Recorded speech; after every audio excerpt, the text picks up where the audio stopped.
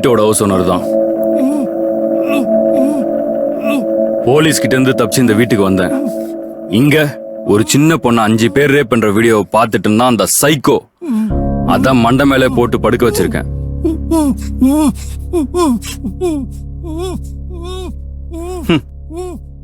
இதுங்க என்ன சைக்கோன்னு சொல்லுதுங்க.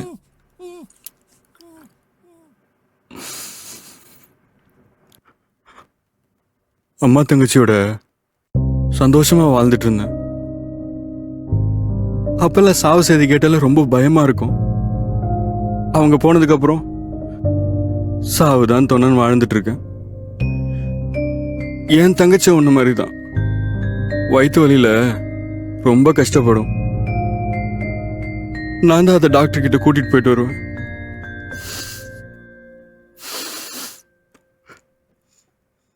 அதை கொண்டுட்டானுங்க. ஆசை ஆசையா பெங்களூருக்கு படிக்க போச்சு.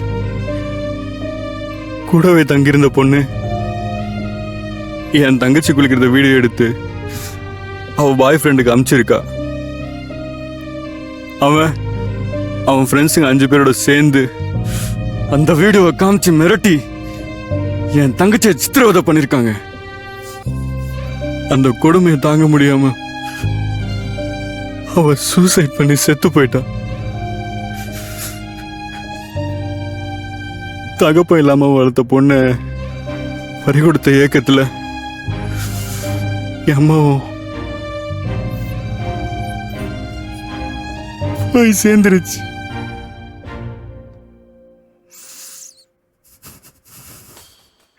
ஆனா நான் அந்த 6 பேர்ல 5 பேரை தேடி கண்டுபிடிச்சு துடிக்க துடிக்க கொன்ன. அதுல ஒருத்தன் இந்த ஏரியால தான் எங்கேயோ இருக்கான்.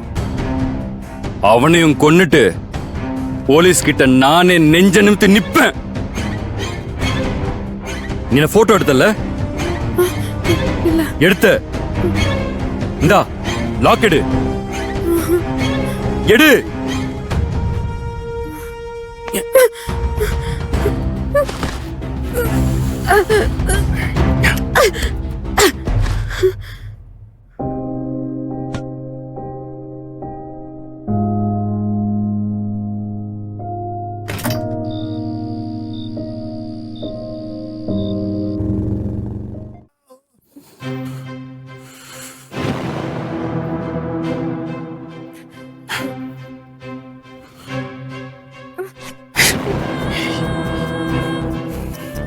என்ன கொல்லதான் ட்ரை பண்ற? சொல்லு, உன்னை யார் அமிச்சது? போலீஸா? உனக்கு என்ன வேணும் சொல்லு.